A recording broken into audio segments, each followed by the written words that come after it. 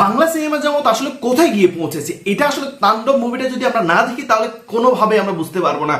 একের পর এক শাকিব খান হচ্ছে আমাদেরকে ধামাকা ধামাকা হচ্ছে যে মুভি উপহার দিয়ে যাচ্ছে। তাণ্ডব দিয়েছে, গত ঈদে দিয়েছে বরবাদ, তার আগে তুফান, একদম অসাধারণ একগুলো ছবি।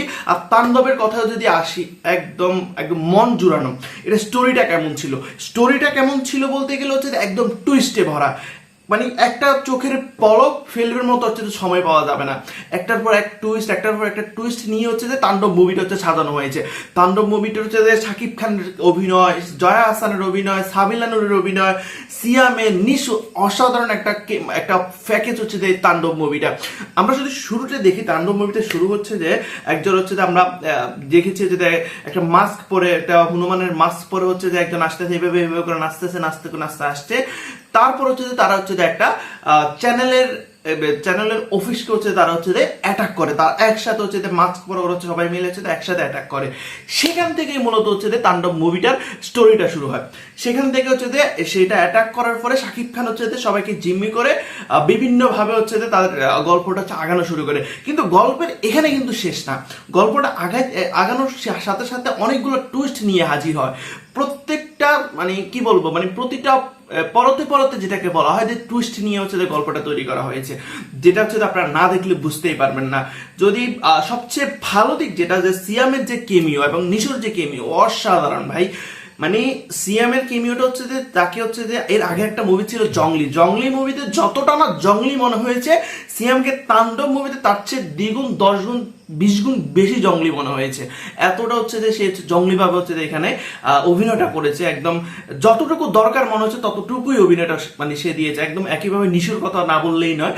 তো এই স্টোরিটার মধ্যে যে তাণ্ডবের স্টোরিটা ছিল, মুভিটার স্টোরিটা ছিল, স্টোরিটার মধ্যে হচ্ছে আসলে শিক্ষণীয় বিষয় বা আমরা কি কি দেখতে পাই বা স্টোরির মধ্যে কি কি ছিল। তো যেহেতু আমরা স্পয়লার অ্যালার্ট দিচ্ছি না, সেখান থেকে হচ্ছে যে শুধু আমরা কি কি পেয়েছি সেটা যদি আমরা বলি, তাণ্ডব মুভিটার সিনেমাটা হচ্ছে যে পুরোপুরি একটা দেশের রাজনৈতিক নিয়ে, পুরোপুরি না মানে অনেকটা হচ্ছে দেশের রাজনীতি নিয়ে হচ্ছে যে এটা তৈরি করা হয়েছে। আমরা গত সরকারের আমলের বিভিন্ন দিক না, একটা গুরুত্বপূর্ণ দিক যে বিচারহীনতা এবং আইনের শাসন কায়েম না হওয়া, বিচারহীন ভাবে হচ্ছে যে অনেককে হচ্ছে যে শাস্তির মুখোমুখি করা আমাদের গত সরকারের পলাতক সরকার যেটা ছিল, সেই বিষয়টা হচ্ছে যে এখানে খুবই হচ্ছে চালাকির সাথে এবং খুবই সতর্কতার সাথে হচ্ছে যে রায়ান রাফি এখানে পরিচালক রায়ান রাফি এটার মধ্যে তুলে এনেছে যে কিভাবে বিচারহীনতার মাধ্যমে একটা মানুষকে ধ্বংস করে দেওয়া হচ্ছে, একটা পরিবারকে ধ্বংস করে দেওয়া হয়েছিল। এরপর হচ্ছে আমরা এরপর গুরুত্বপূর্ণ একটা দেখি যে এখানে আয়রন সেলকে দেখানো হয়েছে। আয়রন সেল বলা হয়েছে যেটা আমরা আগের আয়নাঘরের সাথে আমরা মিলাইতে পারি, যেখানে হচ্ছে অনেক টর্চার, অনেক অত্যাচার করা হয়, এরকম একটা সিনও সেখানে একটা না, এখানে আয়রন সেল নিয়ে হচ্ছে যে খুব ভালো একটা জিনিস এখানে ছিল অনেকটা সময় ধরে। এরপর আমরা এখানে কি পাই, এখানে হচ্ছে যে আমাদের দেশে যে সার্বিক অবস্থা, যে চাকরি পাওয়ার যে একটা দুর্ভোগ, একজন গ্রাজুয়েট, ভালো মানের গ্রাজুয়েট চাকরি পায় না তাদের ঘুষের বাণিজ্যের কারণে। সরকারের এবং উচ্চপদস্থ কর্মকর্তা সরকারি চাকরির ক্ষেত্রে বা যে কোনো চাকরির ক্ষেত্রে ঘুষের বাণিজ্যের কারণে যে চাকরি পায় না, এই জিনিসটা হচ্ছে যে রায়ান রাফি খুব সুন্দরভাবে এখানে ফুটিয়ে তুলেছে। এছাড়া অনেক ছোট ছোট অনেকগুলো জিনিস আমরা দেখতে পেয়েছি, যেমন হচ্ছে যে অপরাধীরা হচ্ছে যে আমরা শাস্তি পায় না যতক্ষণ না টনক নড়ে। কোনো একটা বিষয়ের টনক নড়া পর্যন্ত হচ্ছে অপরাধীরা শাস্তি পায় না। আমাদের দেশের হচ্ছে যে উচ্চপদস্থ জিনিস যারা কারবারি, যারা বড় বড় ব্যবসায়ী রয়েছে, তারা কিভাবে হচ্ছে যে পুরো দেশটাকে হচ্ছে যে সামলায় বা পুরো দেশটাকে কন্ট্রোল করে টাকার দ্বারা, এই জিনিসটা হচ্ছে যে উঠে এসেছে।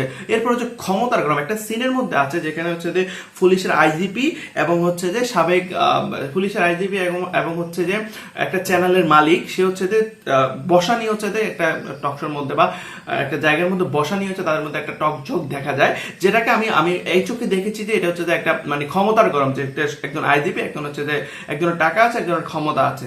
তো সেখান থেকে হচ্ছে যে দেখানো হয়েছে যে কিভাবে হচ্ছে ক্ষমতার গরম হচ্ছে দেখানো হয়। তবে আলটিমেটলি ওভারঅল লাস্ট একটা সিন ছিল বা লাস্টে আলটিমেটলি আমরা বুঝি যে কি যারা অপরাধ করে তারা শাস্তি পায়। এই জিনিসটা হচ্ছে আমাদের যেটাকে পয়েটিক জাস্টিস বলা হয়, সেটা হচ্ছে যে তাণ্ডব মুভির শেষ দিকে নিয়ে আসা হয়েছে।